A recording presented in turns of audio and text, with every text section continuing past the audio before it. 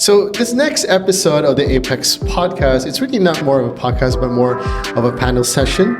I have the big four of VaVaVoom over here, but apparently we're missing the fourth member. Now we have Richard Evans, who is the CEO of VaVaVoom. We have Miss Andrea, who is the operations director, and Miss Marielle. I'm sorry, what do you do in VaVaVoom? I am the Director of Learning and Development. Oh, wow. The Director of Learning and Development. So she's one of the key personnel who builds up VAs in VaVaVoom. And our fourth one, who is actually Connie, who wasn't able to attend, but she'll be with us in spirit. As Richard did mention, we could activate Connie using AI.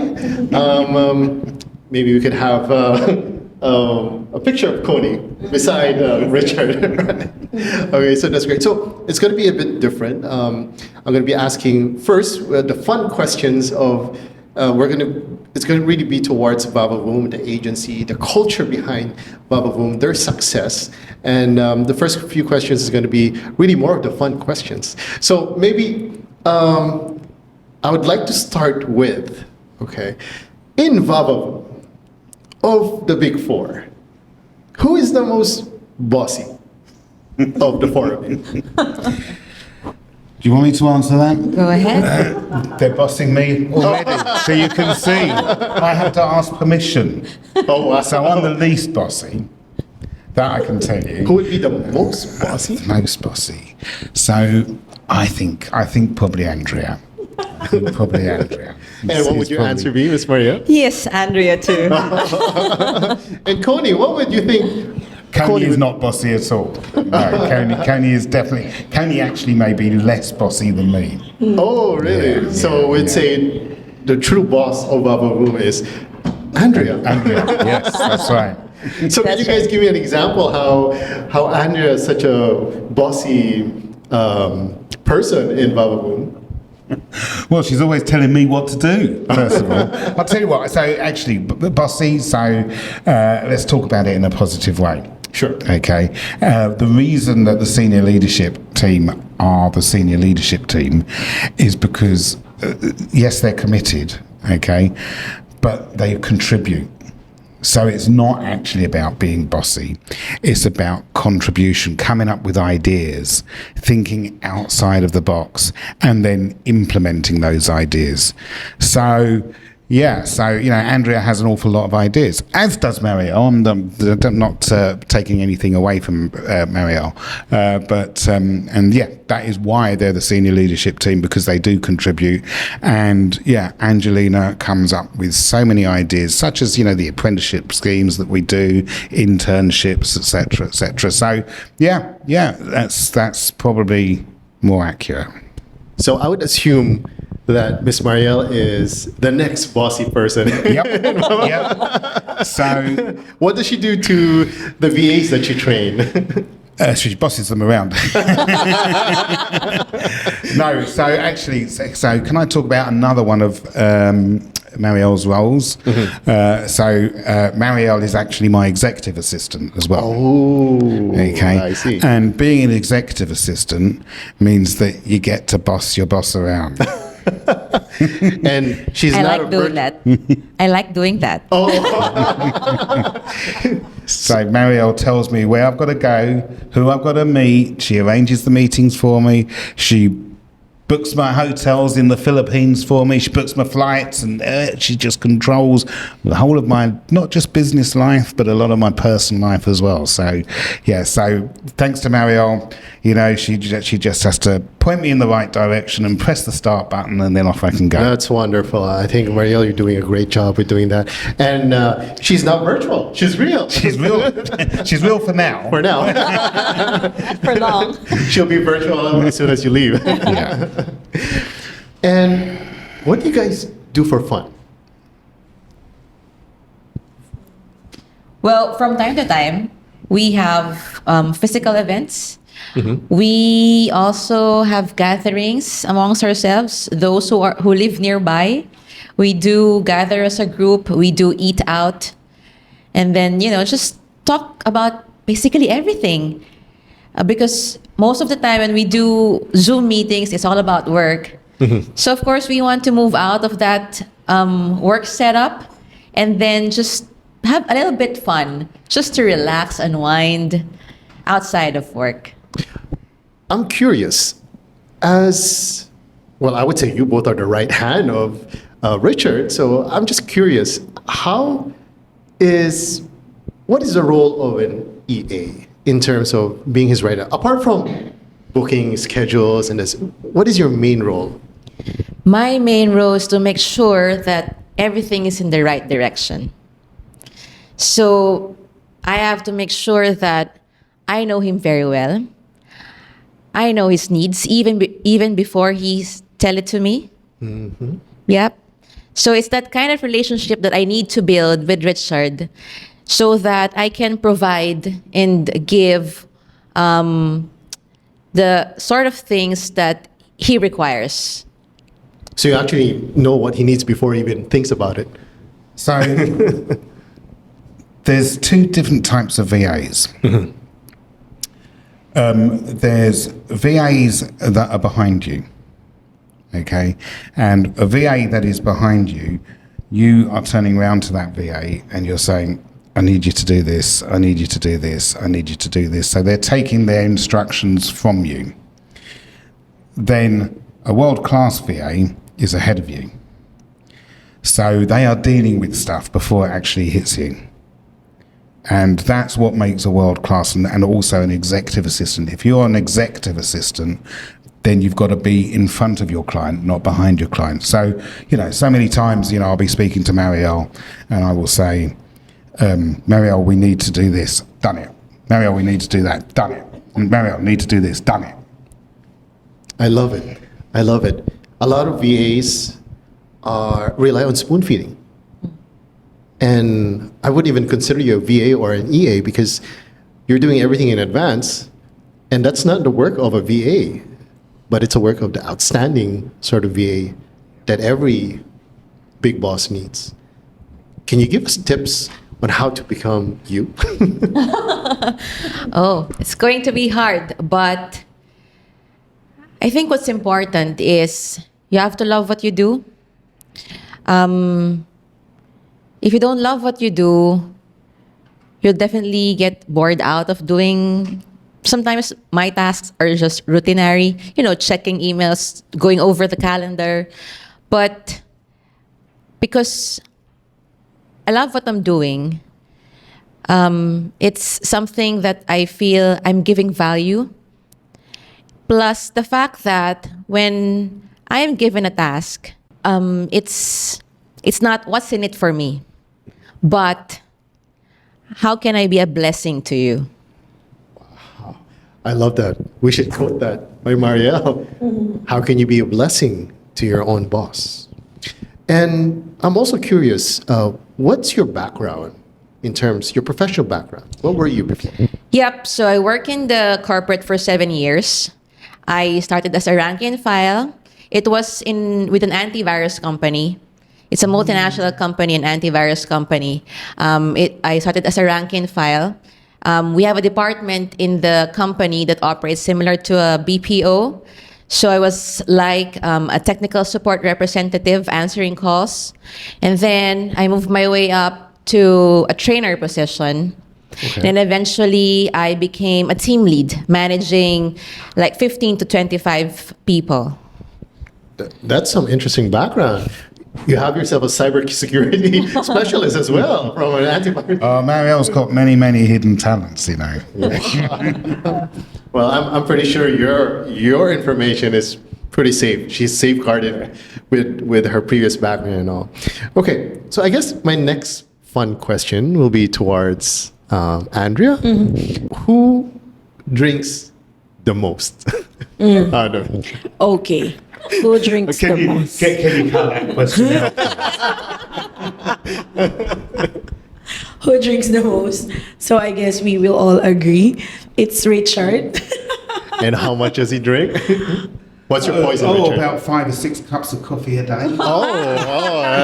That's reasonable. That's reasonable. So I think it's probably fair to say that the culture in the UK is much more of a drinking culture. I agree. So we go out a lot. When we go out, we like to have a glass of wine or two or three. It's part of our culture. And amongst your Filipino team, who's the next ranking in drinking? Okay. Let's talk to the AI. It's Coney. Oh, Coney. Well, remember to put Coney's picture beside Richard. That's great. You guys did mention that since Richard's here and his partner and some other guests, what do you guys do with in terms of what are the activities of your team building sessions or events? Let's start with the team building part. What happens since we know that all of your VAs are scattered all across? What happens there? How do you get them all together? Okay, so Marielle is the head of the event for this year, the Thrilla and the team building. She arranged for a coach, what they call it in the UK, but it's a bus here. So I think it would really be fun because it's a field trip here in the Philippines. As we are familiar with that, all the VAs will ride in one bus, and then we have 3 pickup points. So everyone will come together, and we'll go to Shercon at the same time. Are these? So I'm assuming these VAs are all over Luzon, or are some from other provinces? They will be coming from Jensan and Davao. Oh, so they're flying in. And then from Bacolod also. They're flying in. Wow. I think, it's really important that we always need to be looking at how we can give people value. Mm-hmm. Life is about value. Value, I always talk about value mindset and cost mindset. Okay, and encouraging people to have a value mindset rather than a cost mindset. So what we want to do when we create these things, we want to try and give as much value as possible. So, this Thriller in Manila that we're doing next weekend is not just about workshops and education and training. It's let's make this fun. Let's give you lots of good reasons why you should attend this event. So, it's, yes, we're going to make it easy for you. We're going to help you with airfares and this sort of thing. We're going to pick you up. We're going to take you. And by the way, on the way, we're going to stop at an amazing restaurant overlooking a volcano. Yeah. Tagaytay. Oh, yeah. Okay. We're going to be doing the workshops, but we're also going to have a party. Ooh, we're going to have a party in the evening. So we're trying to make this whole event educational, yes, but fun, and make it so that people are saying, I really want to be there. I'm gonna make that effort. And they feel they belong in a wonderful team. Is this the first time that all of your VAs are coming together and going on to a field trip, or just getting together because you're here? And what was the main reason for you to get them all together? Because not everyone does this. So, we know each other through looking at each other on TV screens, which is very much about work. It's two-dimensional, and we're about a community. We are one of our core values is teamwork, working as a team, and creating that community. The mastermind concept, where lots of minds are much better than grouped together, are much more powerful than the same number of minds working on their own. So we want to create this mastermind community within our virtual assistants. So we want to do as much for people, and this is the second time. So we did it last year, and we did a team building, and this was an opportunity for people to really get to know the three-dimensional person. Well, in fact, multiple dimensions. Okay, three physical dimensions. But what are they like in here? What's their real personality? And I can tell you, there's a lot of surprises, good surprises as well. The human presence is such an important thing to our social life. What is it to you in terms of meeting your VAs, your whole team in the Philippines? Why is it so important to you? Because we are human beings. You know, sometimes the term virtual assistant, I nearly said virtual reality, but it's actually it is virtual reality as well. So that term virtual assistant actually doesn't do it justice, because a lot of people may think like I'm working with a robot, you know, and you're not. You're working with a human being, okay? And as human beings, we have many, many sides to us. We've got emotions. We've got things that make us happy. We've got things that make us sad. And if you're going to have a really good relationship with somebody, you've got to really know them.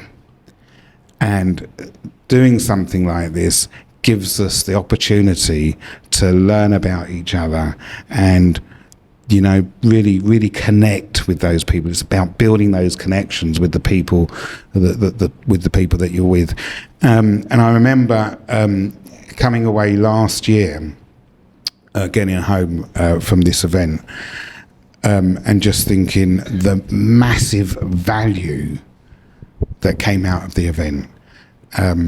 That, you know, and you know, not just meeting the VAs, but meeting their partners and their children, and you know, They had their family with them. Okay. Last year for the time that we were at the resort doing the team building, not possible this time. So what are we doing tonight? Family day. Yeah, family day. Jolly bees. Jolly party. That's quite exciting. Is this your first time in a Jollibee? Yeah, actually it is, yes. Oh, no way. It is. Yeah. And He will meet Jollibee later. no way, you're going Yes, to be the the mascot. You know, as in most things in life, I don't really know what's coming up, but I'm sure it's going to be fun. The next question should be towards Connie. So what does Connie do? What do you do? Connie is our IT director. So he is in charge of the cybersecurity of the company, of all the tools and software, and basically everything about technical. So it will be madness without Connie.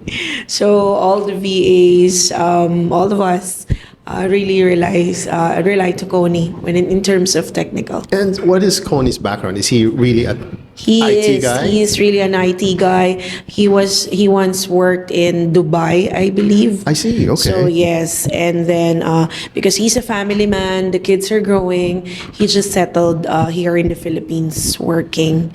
And I hope, Connie, you're gonna watch this. It really amazes me about Connie, because you know how much an IT guy can earn. Really, he's not only an IT guy, but he's also a web developer, Oh, nice. a web designer. Sometimes he can also create graphics, but he's not really after the money. So the words that would linger to me, the words of Connie is that, Andrea, I was not born rich. I was just born in a poor family, so I'm okay with what I'm earning. I'm happy. I would not ask for more, as long as I'm happy with the people that I'm working with, as long as I'm happy with the company. I feel fulfilled, and that's more than enough for me. It's very inspiring because, well, as we all know, Connie used to be an OFW, overseas Filipino worker. And this is what I've been telling a lot of our friends and family. You don't need to go abroad just to earn a certain amount that you think is enough for your family. I think you could do it all from here, remotely, and still be with your family. Well, I wish Connie was with us. He's still with us with his AI. Please describe Connie. Is he a fun guy, quiet guy? Is he a party animal? What is he? I suppose I better answer this one, otherwise you could be in trouble. Coney has done really, really well. And the thing about Coney is he never ever complains. He never complains about anything. He is so committed. He just gets on and he does it, and he is totally committed. And actually, not just work, to his family, to his kids. He is totally dedicated to his children, he really is amazing. And if he's got stuff going on, he never brings it to work. He's just always there with a smile on his face. And so he's and what else about him? So he loves, I think it's heavy metal type rock music. Rocker. So he plays the guitar, and he loves his job because he loves technology. He loves gadgets and things like that. And he loves making models. I don't know what these models are called. Candom models, yeah. So that's another one of his passions as well. We've got a void. It's so interesting how you guys came in together. And were you the big four from the very start, from the time that you guys started? So when we started VaVaVoom, Andrea and Coney were the two first people. In fact, Andrea, you were with me before VaVaVoom, and Coney came in. Coney came in at the very beginning, and one of the first things he had to do for me was to create a logo. So we just set up VaVaVoom, and he came into the business, and the next day, I think, I had a booth at a show, a property show, and it was a brand new concept, and I was launching it at this show. So I said, right, Coney, you got 24 hours, you need to do a logo for me. And he did. Was this the first version? No, the first version, sorry, Coney, it was crap. Because he only had 24 hours to do it. It didn't last very long. And then I'm not sure how that logo came about, actually. I think that's when I started to think about branding and, what's the message that I want to be giving people, and so started to thinking about colours and fonts and things like that. And we put a lot more thought into V2. Coney, I wish you were here. But let me guess. Does Coney have long hair, or only on his chin? No, he's either bald or shaven on the top. A true rocker. In fact, you remind me of him. He also likes to wear caps as well. Really? Yeah. Yeah, pretty much. I'm also a web developer, so there you go. My long lost twin brother, Coney, who happens to be an AI now.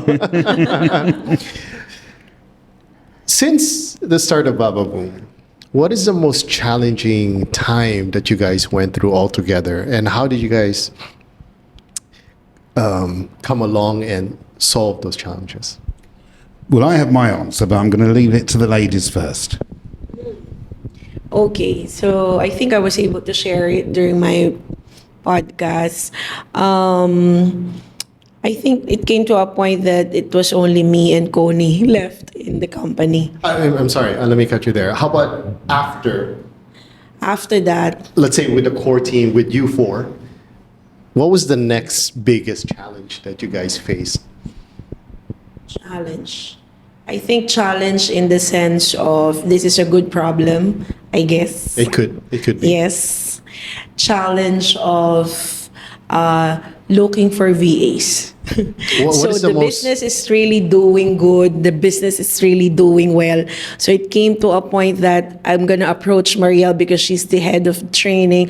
Marielle, I don't have any VAs to line up. And then I went to Richard. Richard, can you please help me talk to the clients? Can we hold off recruitment for 1 to 2 weeks because we got no more VAs because all of them got hired.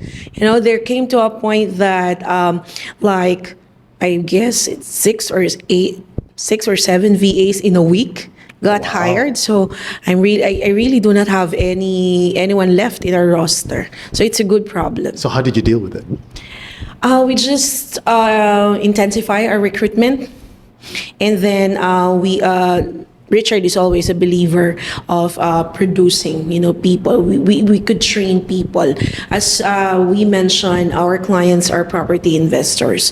So therefore, they need help in property management, in deal sourcing. So most of the VAs doesn't have any background on that. So we intensify the training with the help of training and then the recruitment, double time. And then, of course, Richard, speaking to the clients. So assuring them, Richard, as always, he has a magic in speaking to people.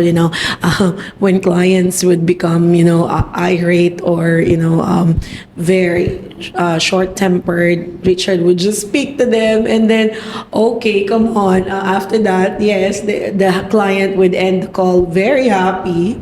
So I think it's really a teamwork. So teamwork makes the dream work, really.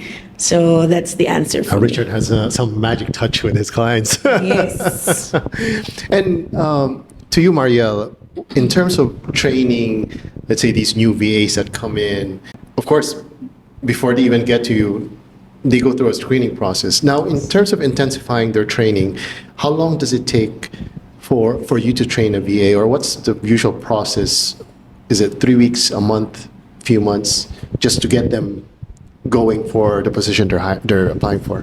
Yep. So after a VA passed the screening process, that's the from submitting their application to doing the essays and then doing the initial interviews and second interviews. That's when they go to training. And then when they go to training, there's only 5 days for them to complete the training course. That's the only time that we provide them.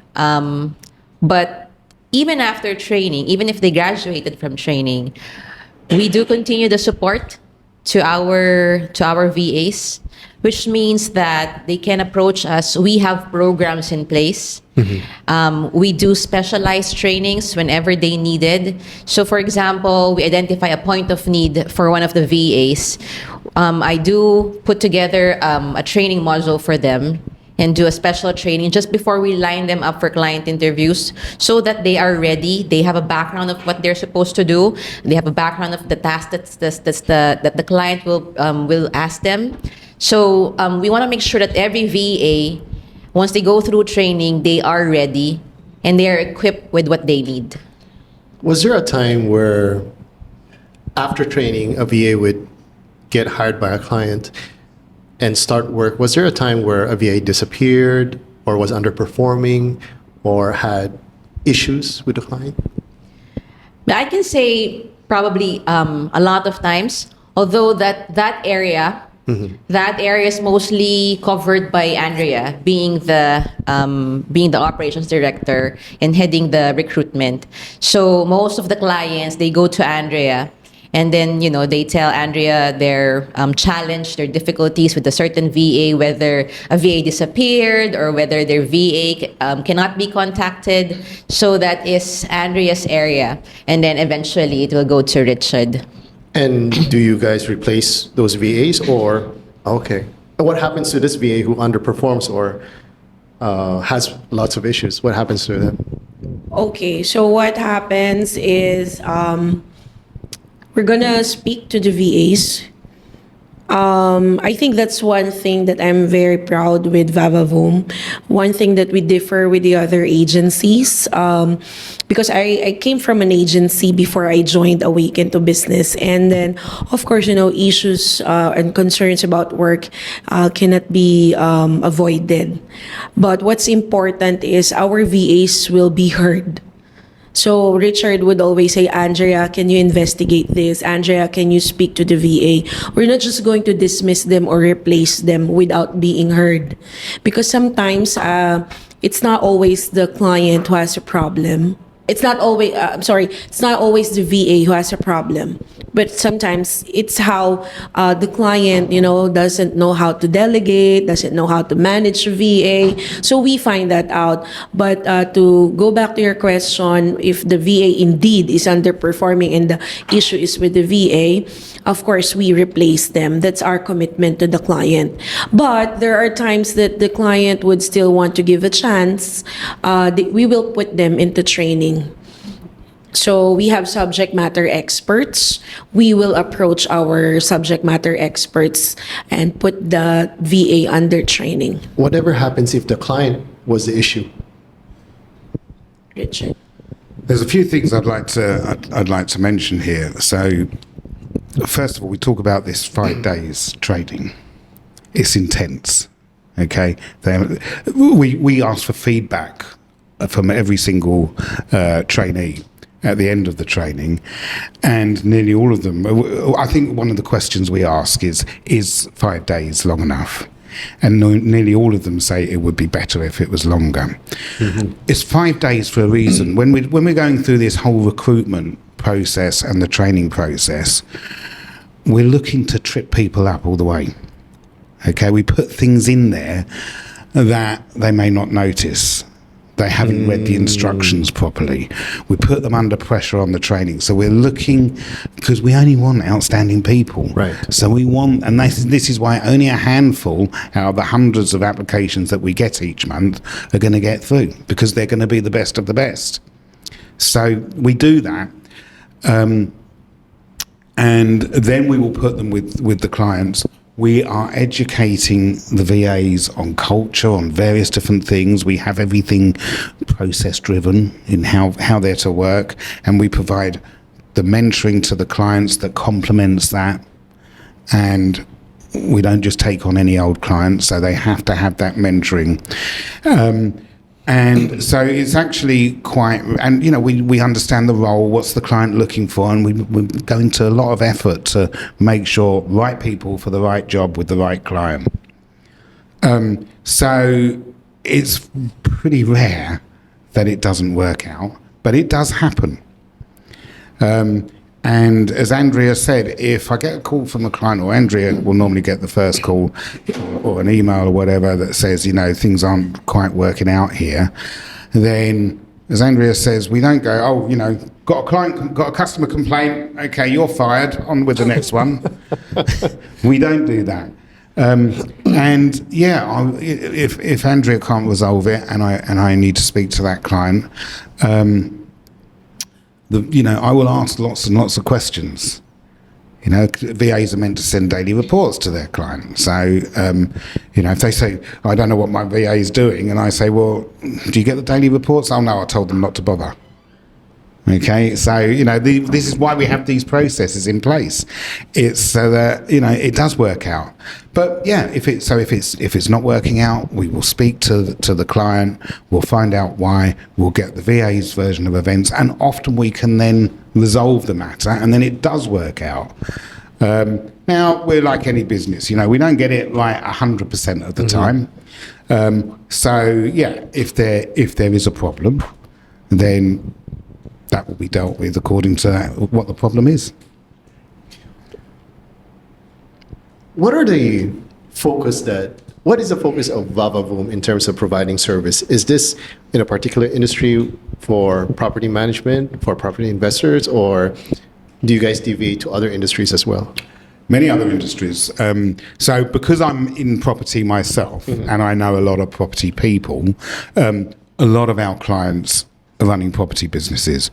But a lot of those clients may be running other businesses.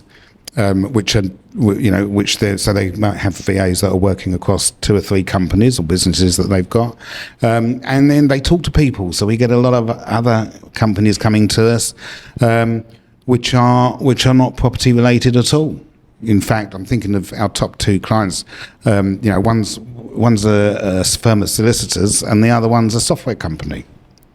So we have people with all different requirements. That's quite interesting. And do they hire generalists, or do they hire a VA that's with a specific niche?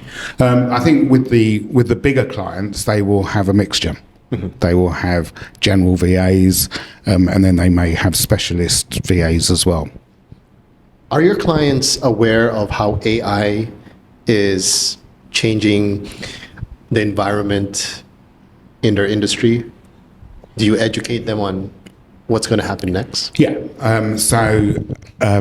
We educate them about what's coming along, what the technologies are. We educate them on not just AI but software. For different tasks, for different requirements. There's different bits of software that you should use. But then it's always followed up. You need to know this, but you don't need to do it yourself. Right. Okay, so clients need to understand what's going on in the world of AI, what's out there, but they don't need to do it themselves. What are the usual, for example, if I was a client, what are the usual information that you'd provide me, and me telling you, why do I need a VA where I could just use an AI? You're running a business. Okay, so if you're running a business, you need to run the business. And if you can have somebody that is an expert that may actually know a lot more about AI than you do, Mr. Client, okay, aren't you far better off to be paying somebody else to spend their time using the AI, doing the things that need to be done, so you can spend your time running the business? So, that's the key thing. You, as a business owner, this is why I have virtually, we've got 35, it's probably maybe even more than that. We've got 35 VAs in my core team. And at different levels, as you grow, you just need to recruit more and more people and put those layers in. That is so important. And as a business owner, you trust those people, you let them get on and do their job, and you worry about doing your job. So my next question is, I was talking to Andrea earlier, and she did mention that you do a lot of charity works in the Philippines. Can you please tell us more about what you do?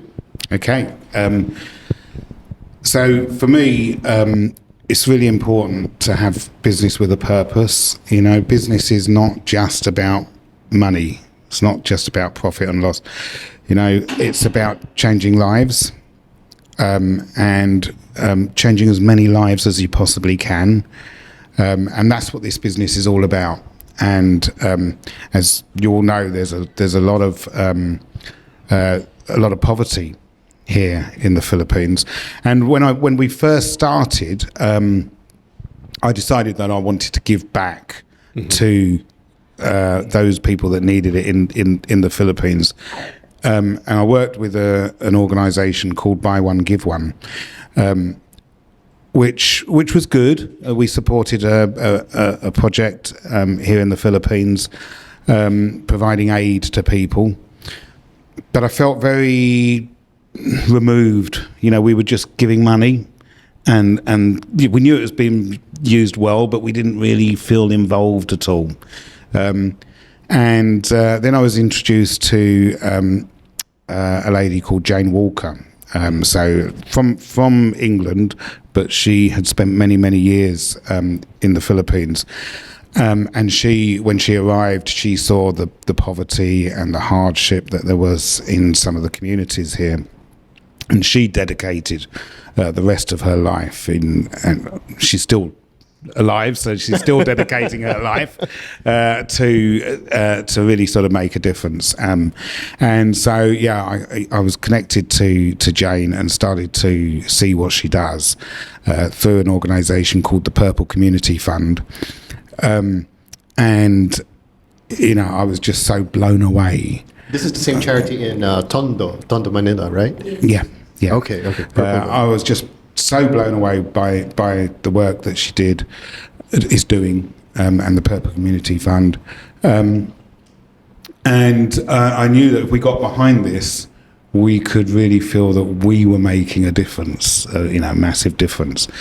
So I should say our clients would be making a massive difference. Okay, Mm-hmm. So we partnered up with the Purple Community Fund, and now every new client that comes on board, the client is providing a month's worth of food packs to a child in the Philippines, so that they can actually get an education to try and get out of this trap, that they're in. So we're really, really part of it. The team are really, really part of it. And yeah, coming over last year, we went out to one of the communities. We visited the Purple Community Fund, and just see the amazing work that they do. That visit for me was life changing. What I saw, and the amazing thing is, one of the things that I saw was a lot of smiling faces. That's what we're known about. Filipinos would smile even in the most dreadful places, such as cities around with poverty. That's right. Can you share on what you guys did to get involved? Like, did you go around houses? Did you? I don't think we call them houses. So the PCF headquarters is on the edge, and they've got a few of these centres in Manila. They're on the edge of the community. Yeah. Okay. So within the centre, they can provide healthcare. They can provide training. They can provide aid of various different forms, and it's very much an organic approach that they take. Give a man a fish and he eats for a day. Teach a man to fish and he eats for the rest of his life. So it's that holistic approach. So we started off. We had a visit to the actual centre and see what was going on there, and then we went out into the community. Mm-hmm. They're not houses. They are places where people can live. Made out of whatever material is lying around. And I used to say to clients, we provide these food packs, so that child doesn't have to put food on the family table. That was my ignorance. There is no such thing as a family table, It's the concrete floor, which is also the bed. So, this is the sort of poverty which in our country you never get to see, because there's benefit systems in place. So to see that, like I say, really, really life changing. I'd just like to add also then, when we finished visiting the community, and we went back into the centre, and there was a team of children that sung for us. They performed for us, and I had tears rolling down, getting emotional. Now it doesn't take much, does it? Seeing them perform, and seeing those smiling faces and talking to them was just really incredible. And we're going again Wednesday. Thursday. Richard, Marielle, and Andrea, and Coney, our AI Coney. Cardboard cutout. You guys have been wonderful. Genuinely, we appreciate what you've been doing, how you're giving back to community, and not only them, but to all our virtual assistants all around VaVaVoom and the aspiring ones outside VaVaVoom. And if any of you virtual assistants want to apply or be involved with VaVaVoom, then you guys can contact all their socials, their website. They have a really good screening process. They'll even train you to be an outstanding VA. But always take note, they only hire the outstanding ones. So do your best. It's not the end of the world. Never give up. And we have the big four over here. Thank you for plus our AI. Thank you for joining this podcast. And we hope to see you again soon next year, hopefully, when you come back. I think it's going to be an annual event now. Yes. Oh, that would be so wonderful. Well, thank you for being on this podcast. We appreciate every moment that you're with us. Thank you, Philippe. Thank you. Thank you so much. Thank you. Thank you. Any last words, a dedication to friends, family? Let's start with you, Andrea. To everyone out there, let me just address this to aspiring VAs. There's nothing impossible in this times. Everything is available, the resources. It is just waiting for you to grab it. So if you have plan, take action now. Ariel? I think for me, it's more of thank you to, I think one of the strengths of VaVaVoom are the people, the VAs. So we do provide support, but they give back with their outstanding performance. So to anybody who wanted to become part of the VaVaVoom family, to become a VaVaVoom VA, this is the perfect time to apply with us. Richard? So it doesn't matter what your background is. We don't care if you've been to university. We don't care if you've got a degree. What we care about is, do you have the right attitude? Okay, so anybody can achieve whatever they want in their life, but they've got to have the right attitude. You've got to commit, and then you've got to follow your dreams, and you can do it. And, they often say, if you want to achieve your dreams, then you have to make sacrifices. That's not true. If you want to achieve your dreams, you have to make smart decisions. And then you can do it. Wise words from the Big Four. What would Coney say if he was here? I think Coney would say again, and this uniform, you can talk to anybody really within VaVaVoom, and they're going to say the same. They're going to say, commit and care more about other people than you do yourself. And if you do that, if you have that attitude, then what you want is just going to fall into place. Thank you. And that would end our session.